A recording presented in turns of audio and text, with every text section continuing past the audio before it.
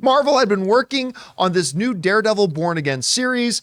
And then a couple of weeks ago, or last week, I think, they made the announcement that they are scrapping almost everything they'd already shot. And we're kind of going back to the drawing board. They released the directors that hadn't shot anything yet.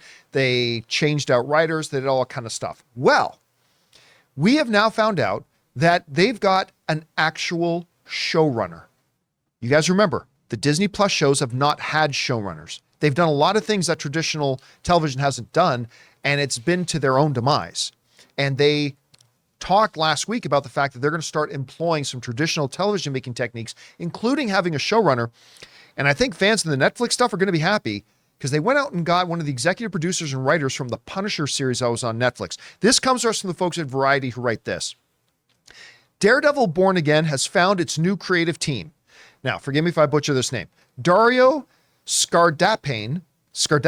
Sure. Who wrote and executive produced on Netflix's Marvel series, The Punisher, which was awesome, by the way, will serve as the showrunner for the new Daredevil show after previous head writers Chris Ord and Matt Corman exited amid major creative overhaul. Ord and Corman will still be credited as executive producers. Justin Benson and Aaron Moorhead, who directed on Marvel's Moon Knight and are the lead directors on season 2 of Loki, will step in to direct the rest of the first season of Daredevil Born Again as a part of the show's creative overhaul. All right, look, behind the camera stuff does not often excite, fans, right? They get excited hearing about casting, or they get excited hearing about, understandably, they get excited hearing about which characters are going to appear. But I think this is one of those situations where even average fans are going to get excited. An executive producer and writer of Punisher, which was fantastic. Not quite as good as Daredevil was, but I think easily the second best Netflix MCU series ahead of everything else that they did, with maybe the exception of Daredevil itself. It was great, and having that person now come in and showrun, fabulous. The directors, listen, I had problems with Moon Knight, but none of the problems had to do with direction. It was all about the creative room and the writer's room and what the heads of the show were doing. The direction was actually quite good. Like the episodes of Moon Knight all felt well put together and as executed as well as you could with the material they had. I have loved Loki season 2 so far. And to get those people to now come in and be the main directors of what's going to be Daredevil also sounds really exciting. However, something that I did not read in that quote, I've already seen some people making the jump that because they're bringing in the executive producer from Punisher to now be the showrunner, people are saying, oh, I guess this is the continuation of the Netflix Daredevil, right? Because we've been talking a lot about that's one of the big questions. Is this the Netflix Daredevil just now on Disney Plus? I've told you guys before, I do not believe it is. Charlie Cox has made many statements kind of affirming that this is something new, this is different. This same article in Variety, I didn't include in the quote, but let me read this here. They said this, well, Scardapane, that's the new showrunner, while his background includes The Punisher, which was itself a spin-off of Netflix's Daredevil series, here's the important part. Daredevil Born Again is not a continuation of the events from the Netflix show. Let me read that part again.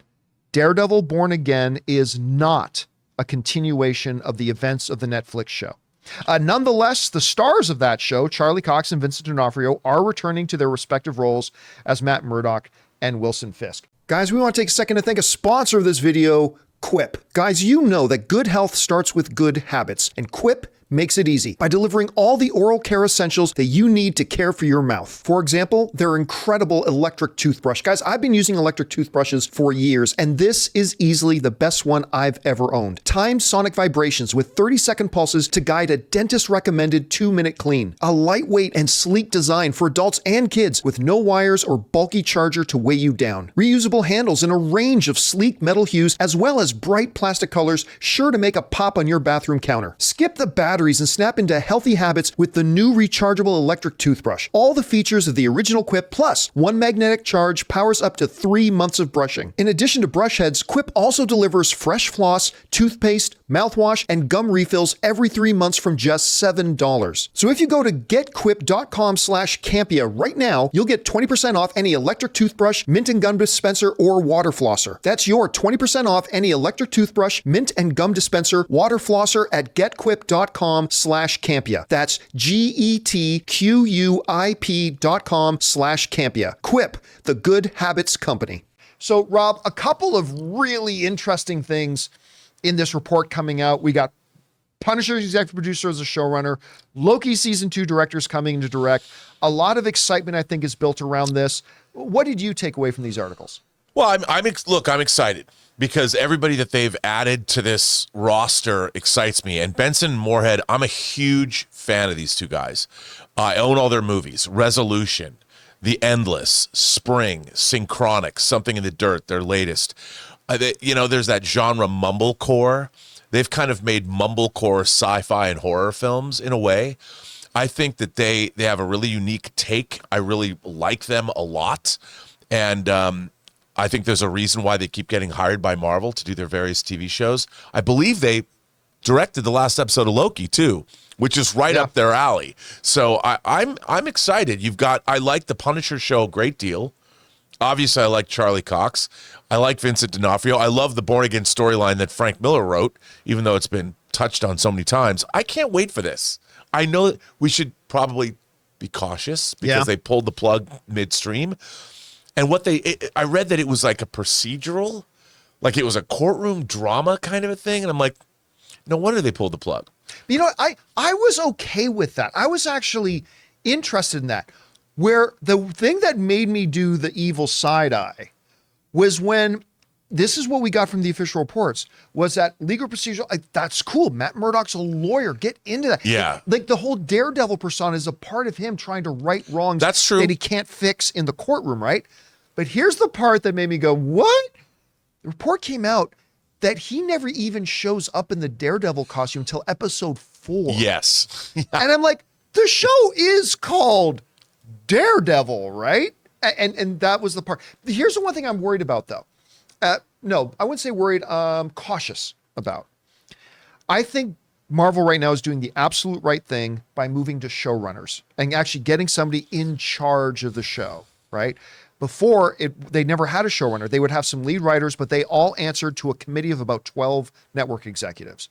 Now you have a proper showrunner. That's great. But it's the first time they're doing it.